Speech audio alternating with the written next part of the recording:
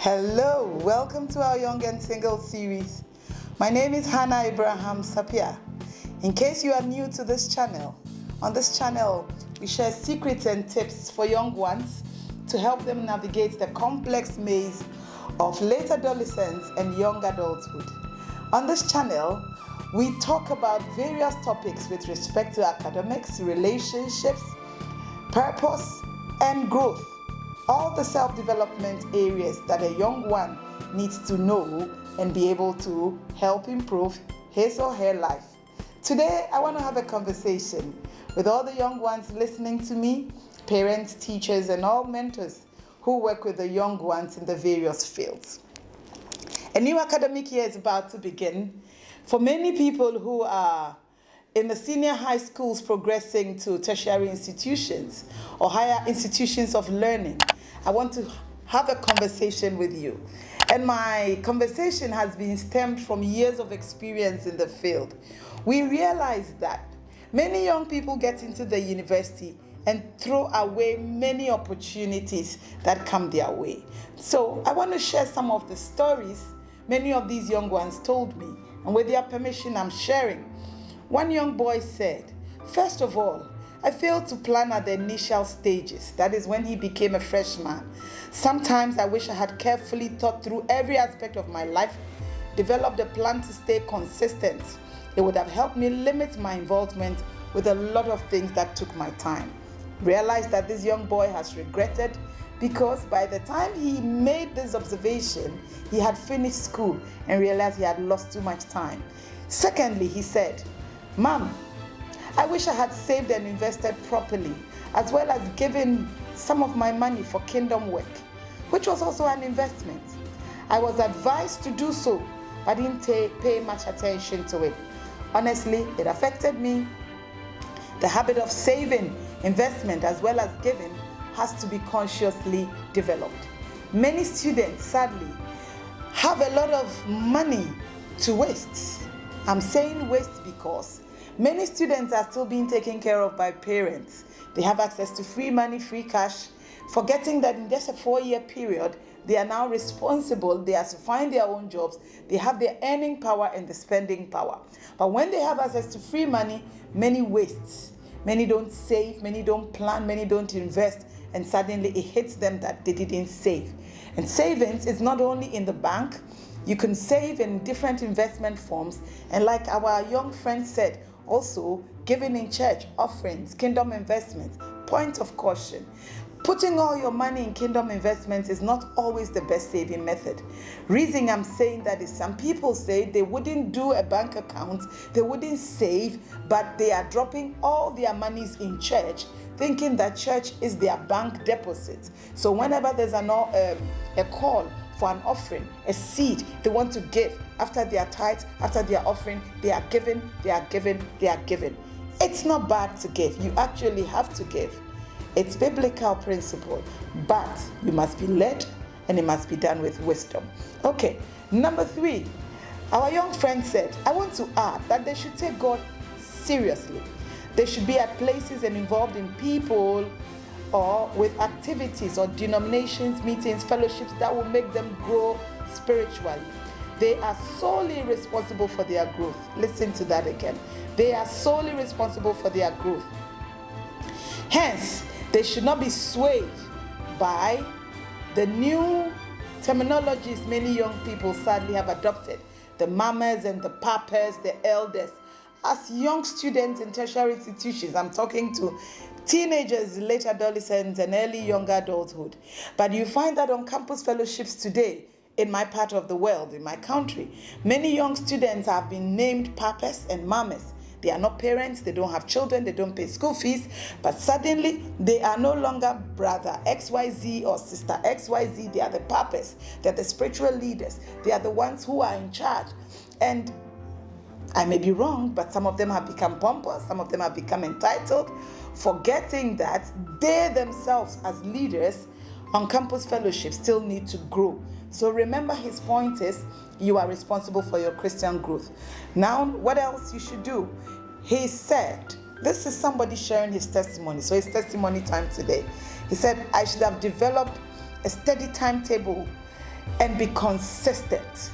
Because on seeing my results, I realized that if I had been more focused, more consistent, I would have done well. Number 5, I look at colleagues who had a good side business when they were in school. I wish I had done the same. It isn't necessary for everybody to start a side business, but it's advisable they make an effort to make good money. His last point was, I wish I had read more books back then, developed certain skills and perfected myself in certain abilities of mine.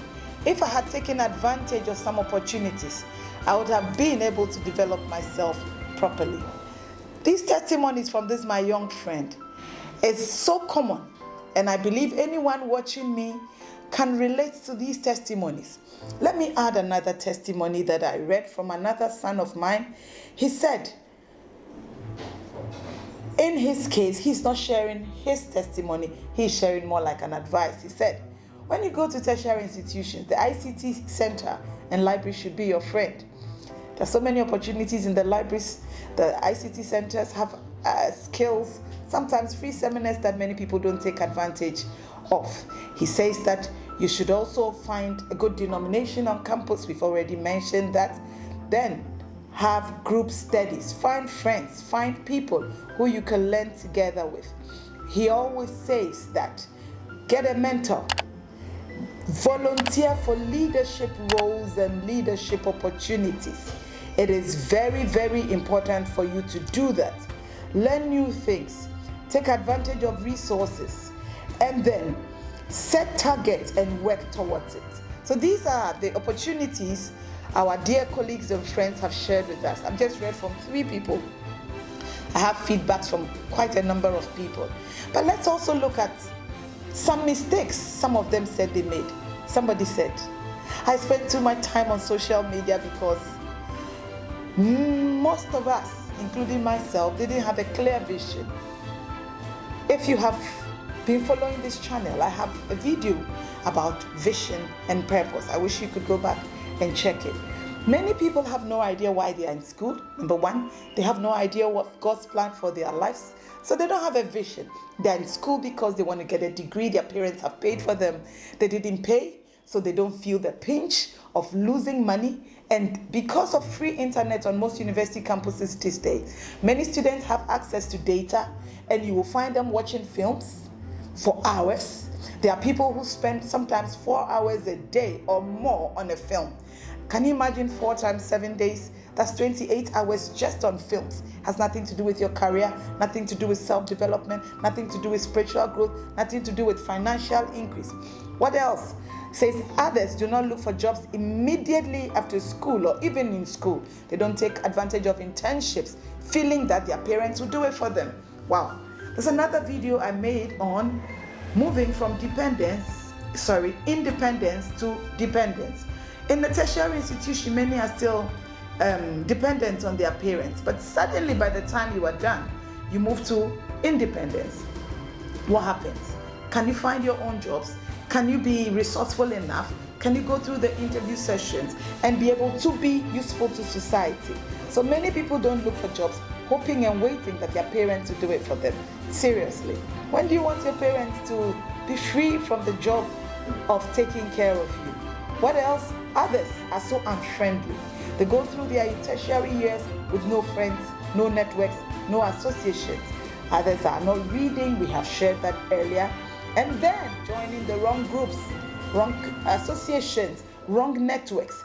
These are dangerous mistakes many people make. In addition, for those who are students, many sadly wait for revision and exams week before they start preparing for their exams. Then, whatever they do, they try to be alone. A solo system. I want to learn alone, I want to be alone. They avoid others. Then others, sadly, there's the one I like most. He says they think university is all about studying. So they spend their time in the library, they study. They want to be valedictorian students, and that is excellent. Excellence is key. You must be excellent, but you must live a balanced life. It must be your books, it must be your social life, it must be God, it must be leadership skills. You must leave university ready for the world. So find a good Christian fellowship, take advantage of career programs, invest in leadership roles, befriend people from different groups. I mean, if you are doing sciences, have friends in the arts, have friends in the businesses, have friends even who are lecturers. By the time you do a number of these things, you will find out that you leave the university with a good memory. Personally, I always share this testimony. My university days were excellent. I mean, I had fun to the maximum. I don't know about others, but I did, and I still did well. I didn't even have this much information like I am sharing with you, but I remember clearly that I was part of student leadership in my class as a geology student. I was also part of the University Christian Fellowship. I joined a drama group, so I was in drama. I used to go acting, and I learned about drama. I learned proper acting. I acted in the what you call it? We call it the School of Performing Arts. And these are life skills that have kept me going. In addition, I was in a Christian fellowship, engaged in Christian activities. Other things I wish I had done as a student personally now was I should have engaged in more sporting activities and then taken better advantages of seminars and trainings on campus. Today was a pep talk. I hope this video gives you some tips that you can apply. My name is Abrahams-Appiah. If you have liked this video, it has been informative, share this video with a young student in the university, about to go to the university, with a parent, with a trainer, with a mentor, and subscribe to this channel in case you haven't. Great videos coming up your way in our Young and Single Series 2. It has been a great year.